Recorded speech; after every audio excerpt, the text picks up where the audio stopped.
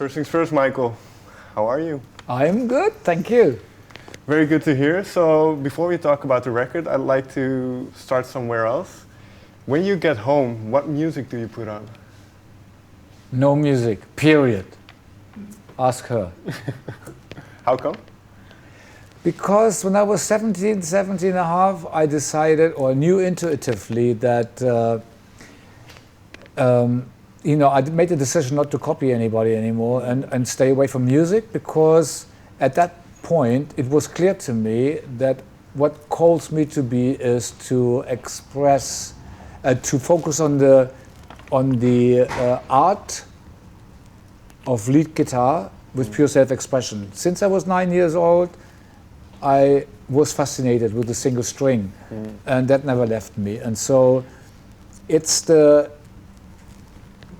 and basically I fell in love with the music of Zeppelin, Black Sabbath, Deep Purple, metal music, and so I decided to use that as a screen, that kind of music with the distortion and stuff, and to paint or draw the art of a solo guitar with pure self-expression on it, and that's what I've been doing all my life.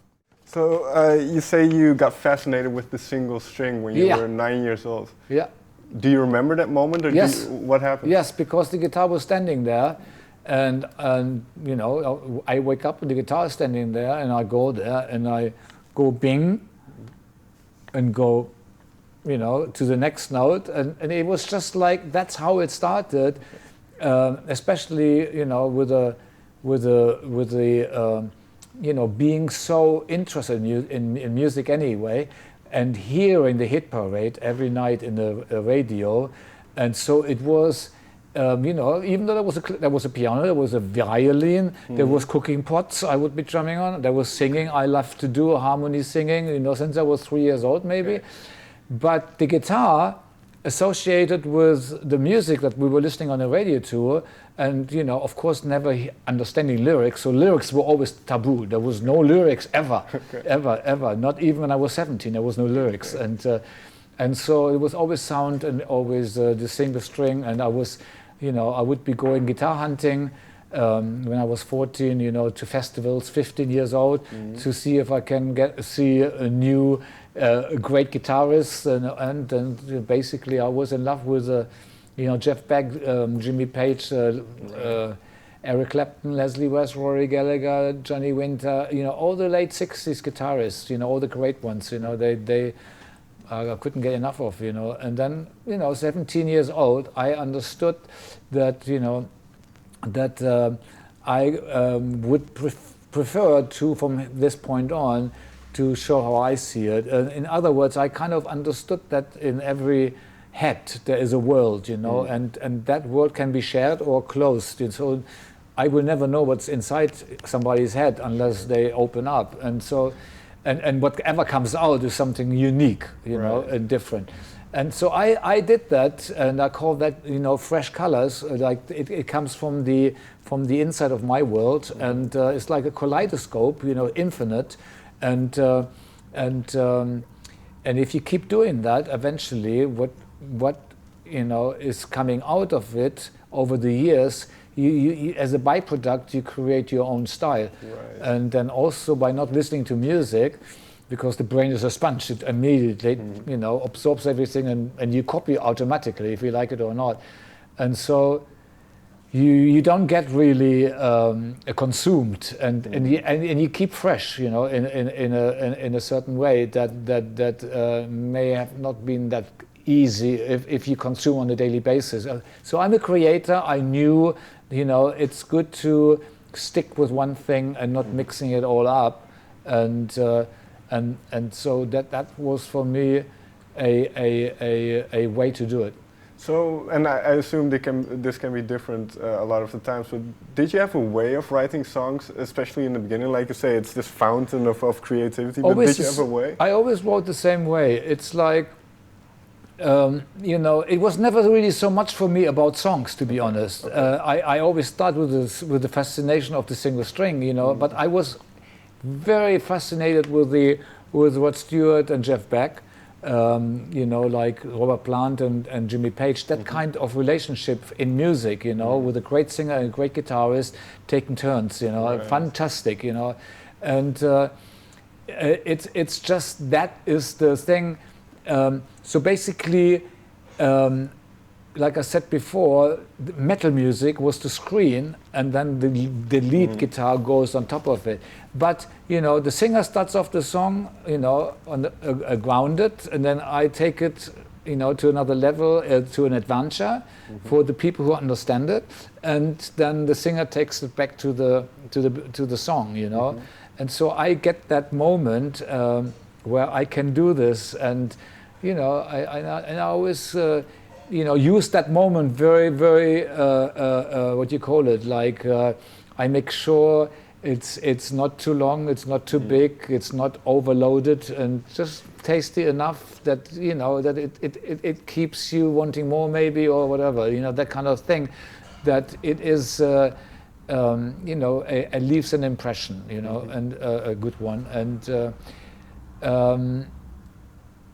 that writing process that I have used, or the way we did it in the beginning with, well, you know, with the Scorpions, I was writing, I would always sing the melody at the same time with what I was picking to Klaus, and then he would, you know, pick up on that, and then start maybe adding his own little things to it,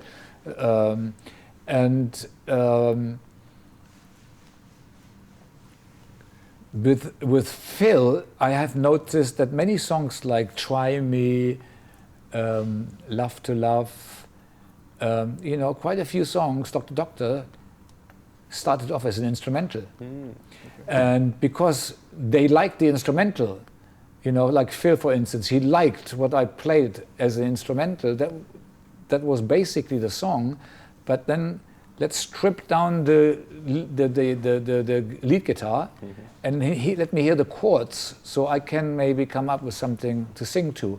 So basically, he would sing to it, and then we put the instrumental in the middle, you know. And that way, that's how Try Me came out, and other things, you know, quite a few. And that was one of the things.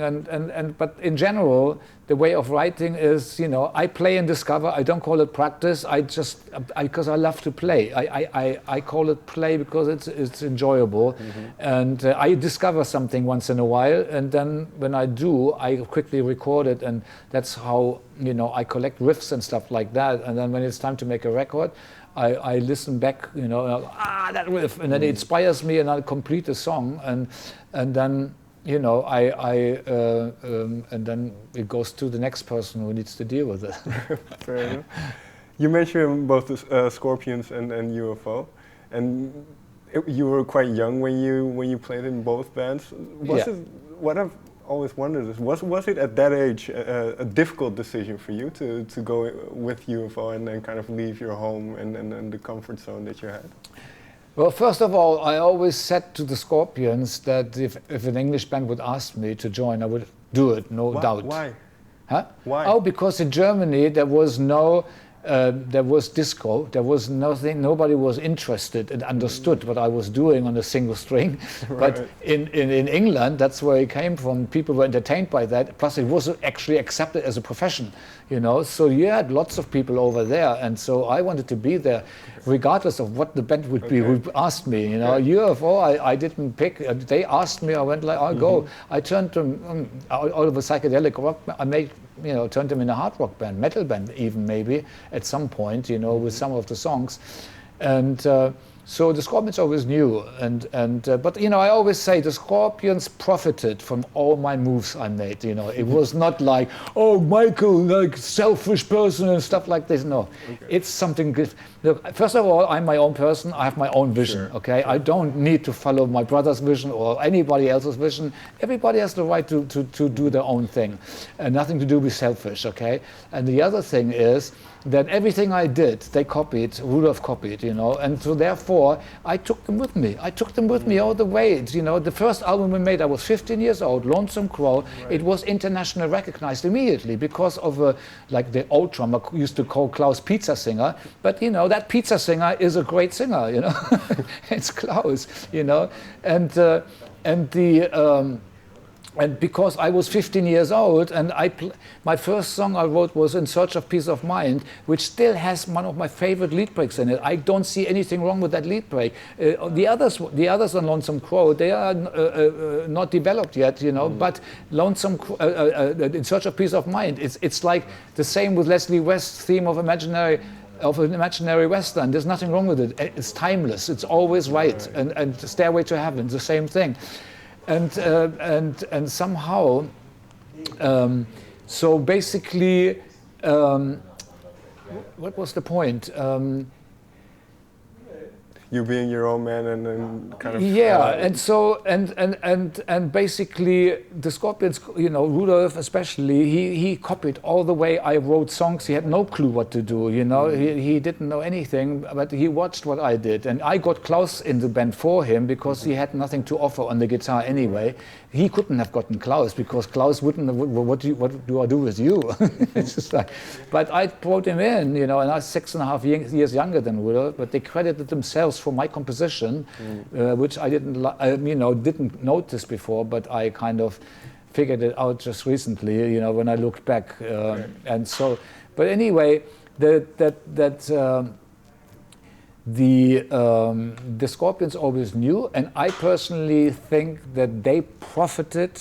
Every step I made, they profited because they were always linked to me, because I was a part of it, and Rudolf, my brother, was in the band, and Klaus was the one who was in the band with me before we joined the Scorpions. So there's always a link, and there was no way to escape, and because they always were able to go featuring Michael Schenker from UFO. That's what they did anyway, and so therefore they were always, you know, following very close to where I was going.